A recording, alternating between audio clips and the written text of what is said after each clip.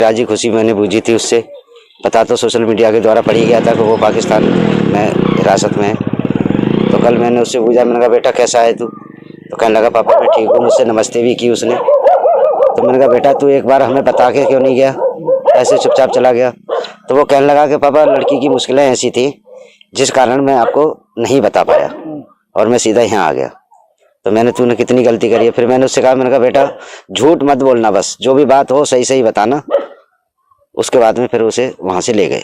अच्छा, जिस लड़की का जिक्र चल रहा है क्या आपकी जानकारी में है? कौन है, क्या नाम है? नहीं, मैं नहीं जानता। नहीं जानते? नहीं। अच्छा, एक चीज और सोशल मीडिया के माध्यम से ही पता चली है या आपकी भी बात हुई होगी, क्या आपके बेटे ने ये बताया है आपको कि उसने इस्लाम कबूल कर लिया? नहीं, बेटे ने तो मुझे नहीं बताया। बाकी जो मेरे वकील हैं उन्होंने मुझे बताया कि आपके बेटे ने इस्लाम कबूल कर लिया है। और क्या बताया उन्होंने? उन्होंने वो केस लड़ रहे हैं हमारा, तो केस के बारे में बताते रहते हैं कि हम आपका बेटा आपके लिए भारत जरूर वापस करेंगे, चाहे इसके लिए हमें हद से गुजरना पड़े, पर आपका बेटा आपके पास आएगा जरूर। जब इस्लाम कबूल कर लिया तो कैसे मानते, कैसे वापस आएगा बेटा? देखो ये बात तो नहीं कह सकते कि कितना सही है और कितना गलत है। इस बात की तो हम बेटे से मिलेंगे आमने सामने, जब ही हमें पता पड़ेगी कि बेटा हमारा इस्लाम कबूल कर लिया है या नहीं किया है। हालांकि जिंदगी में लोग पता नहीं क्या क्या एग्री हो जाते हैं किसी मुश्किल में आके, तो इस बारे में अभी मेरे लिए कोई जानकारी नहीं है।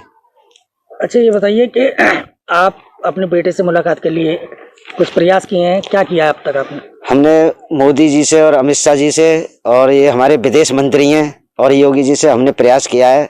उनके लिए लेटर भी भेजा था हमने अपने बेटे की मांग के लिए कि हमारे बेटे के लिए भारत वापस लाया जाए, तो अभी तक हमारे पास कोई जवाब नहीं आया है। पाकिस्तान एम्बेसी से कोई आपके पास जवाब नहीं। हो या इंडियन एम्बेसी से हो? किसी से हमारा कोई संपर्क नहीं हुआ अभी तक। नहीं हुआ? नहीं। लोकल पुलिस का क्या कहना है इस मामले में? लोकल पुलिस का तो यही कहना है कि देखो देश हमारा है, वो बेटा हमारा है, पर देश हमारा नहीं है।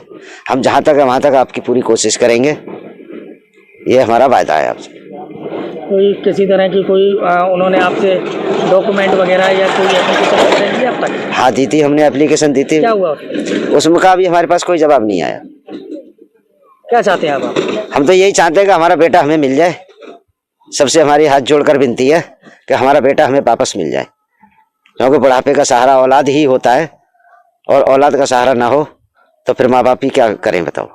हम तो अपने बेटे के लिए मांग कर रहे हैं कि हमारा बेटा हमारे पास आ जाए। क्या नाम है आपका? गायत्री देवी। अच्छा, ये बताइए आपका बेटा पाकिस्तान गया था, पाकिस्तान जाने के बाद में आपकी बात हुई है क्या दोबारा? नहीं।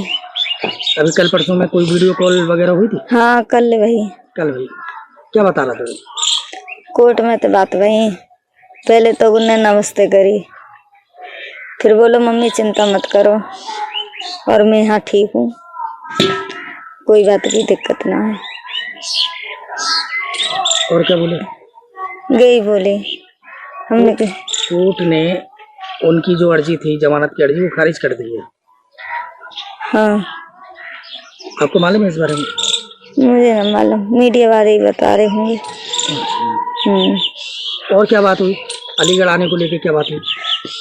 अलीगढ़ लाने की नहीं कह रहे, नो कह रहे कि इसने बॉर्डर क्रॉस किया है तो वो इसके लिए बॉर्डर की तो सजा थोड़ी बहुत मिलेगी, महीने की है जाए या 2-4 महीने की हो जाए, और जब ही अपने बच्चे को छोड़ सकते हैं।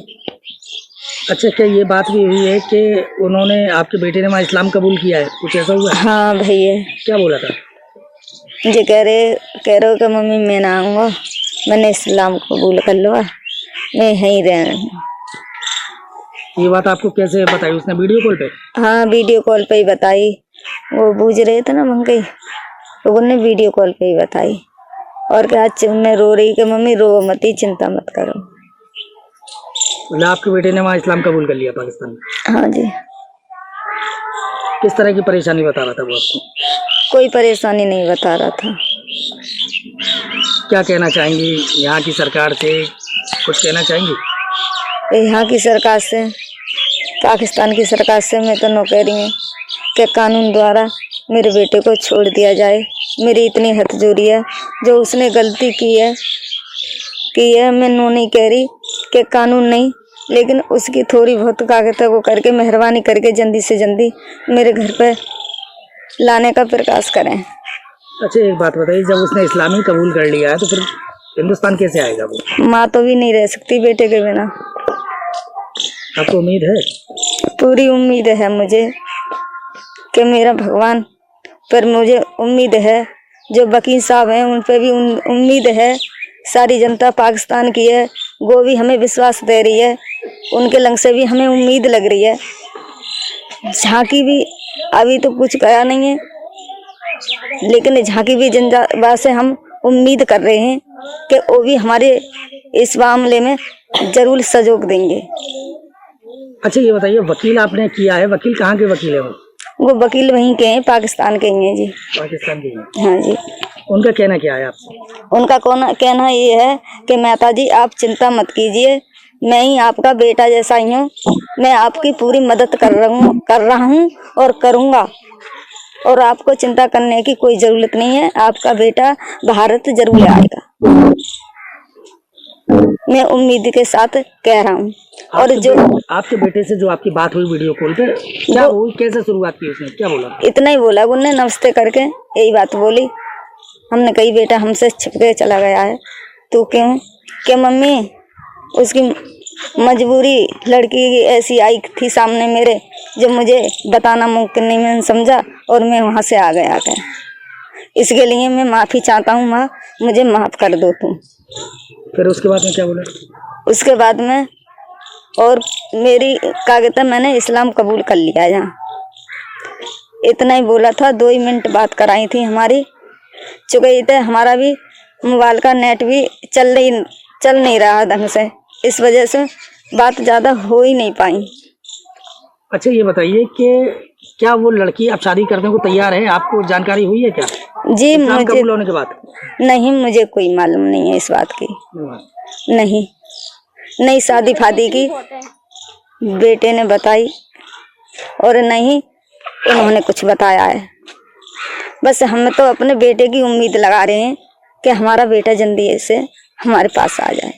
जहाँ की सरकार से भी विनती कर रहे हैं, वहाँ की सरकार से भी विनती कर रहे हैं, वकील साहब से, उनकी टीम से, सबसे विनती कर रहे हैं, जहाँ से और वहाँ तक कि बस हमारे बेटे को तो हाथ जोड़ के उनके लिए वो है, लेकिन हमारे बेटे के लिए छोड़ दें। यहाँ पे पहुँच चुके हैं मंडी बहादुर। जैसा कि आप जानते हैं बादल बाबू के केस में थोड़ी देर में उसे कोर्ट में पेश किया जाएगा, और मेरे साथ डिस्ट्रिक्ट प्रेसिडेंट बार एसोसिएशन कैसर इमरान साहब भी मौजूद हैं और बहुत ज़बरदस्त तरीके से प्रोफेशनली इस केस को देख रहे हैं। और साथ में अभी मौजूदा सेक्रेटरी हमारा साहब बार एसोसिएशन डिस्ट्रिक्ट मंडी बहादुर भी मौजूद हैं, वो भी हमें पूरा सपोर्ट यहाँ से प्रोवाइड कर रहे हैं। प्रोफेशनली पूरी टीम, ये साथ उनके दोस्त हैं और टीम है कैसर साहब की, प्रोफेशनली पूरी टीम बड़ा ज़बरदस्त तरीके से इसको परसू कर रही है। एक जो आर्टिकल 10A की जो रिक्वायरमेंट है, राइट ऑफ फेयर ट्रायल, उसके लिए पूरी एक स्ट्रगल कर रही है। और यही पाकिस्तान के कॉन्स्टिट्यूशन की आप देखेंगे खूबसूरती है। एक शख्स है वो हमारा घर तोड़ने आया है, उसने इलीगली हमारे घर में ट्रेस पास किया, ज़बरदस्ती हमारे घर में एंटर हुआ। इक्वली ट्रीट होना चाहिए, चाहे कोई रिलीजन का मामला हो, चाहे कोई हिंदू है, कोई मुस्लिम है, चाहे कोई औरत है, चाहे कोई मर्द है। तो ये चीज़ें हैं जिसकी वजह से हम यहाँ पे मौजूद हैं। और आप देखें कि यहाँ पे किसी किस्म की कोई ऐसी गुंजाइश नहीं है कि अगर वो एजेंट नहीं है तो उसे एजेंट डिक्लेयर कर दिया जाए, और अगर कोई वो लवर है तो उसको फिर भी एजेंट डिक्लेयर, जो उसका रोल होगा ट्रांसपेरेंट तरीके से उसकी इन्वेस्टिगेशन हो रही है और वही सामने आएगा।